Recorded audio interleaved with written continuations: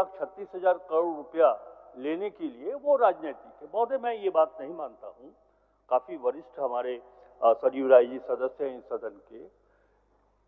ऐसे जब बकाये होते तो उसपे कोई राजनीतिक आधार नहीं होता, बल्कि आधिकारिक और प्रशासनिक अधिकार होता है।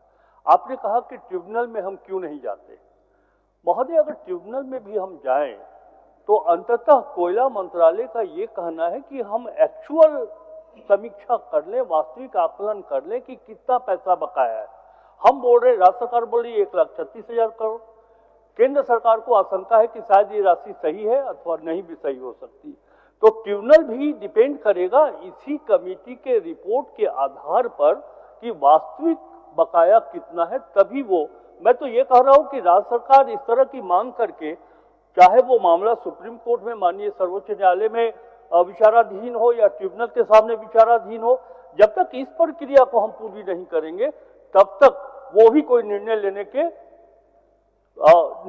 के अधिकार में नहीं होंगे। मैं माननीय सदस्य जी से ये चाहता हूं कि आपने प्रश्न किया, बिल्कुल सही है। सरकार, आपने ये भी कहा कि हम सूद की राशि लेंगे कि नहीं लेंगे, डंके की चोट पर लेंगे। महोदय, हम जब एक साहूकार से पैसा लेते हैं 100 रुपया तो इंटरेस्ट देते हैं। यहां तो एक राज्य सत्ता केंद्र के सत्ता से बकाया राशि की मांग कर रही है, और जब हमारा पैसा वहां बाकी है, उस पर जितने दिनों से, वर्षों से नहीं मिला, तो जाहिर सी बात है कि हम इंटरेस्ट की राशि क्यों छोड़ेंगे। भारत सरकार भी नहीं छोड़ती है महोदय। इसलिए मैं कहना चाहता हूं, माननीय सदस्य से ये जानना चाहता हूं कि माननीय सदस्य क्या चाहते हैं। ये राशि झारखंड को मिले, ये राशि सही है अथवा नहीं है, या भारत सरकार अगर ट्रिब्यूनल के नाम पर इसे समय लेना चाहती है, क्या इसके पीछे सच्चाई है, हम आपसे जानना चाहते हैं। एक मिनट सरजू बाबू, आप इस पर कुछ पूछना चाह रहे थे। एक मिनट, एक सेकंड कुछ पूछना चाह रहे थे, आप ही को मदद करना चाह रहे थे। नहीं, माननीय अध्यक्ष महोदय, माननीय सदस्य सरजू राय जी ने जो क्वेश्चन किया है अध्यक्ष महोदय, उस पर माननीय मंत्री योगेंद्र जी ने अभी जवाब दिया कि 1/3/2025 को इन्होंने कमेटी बनाई है। इन्होंने अभी कहा 1/3/2025, इसी महीना का आज 3 तारीख है, 2 दिन पहले बनाया।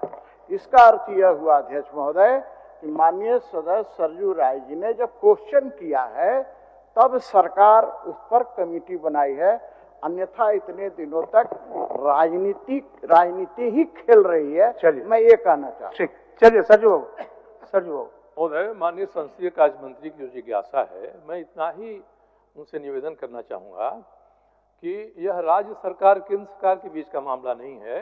केंद्र सरकार की कंपनियां जो इस राज्य में बिजनेस कर रही हैं, माइनिंग कर रही हैं, उनके साथ राज्य सरकार का मामला है।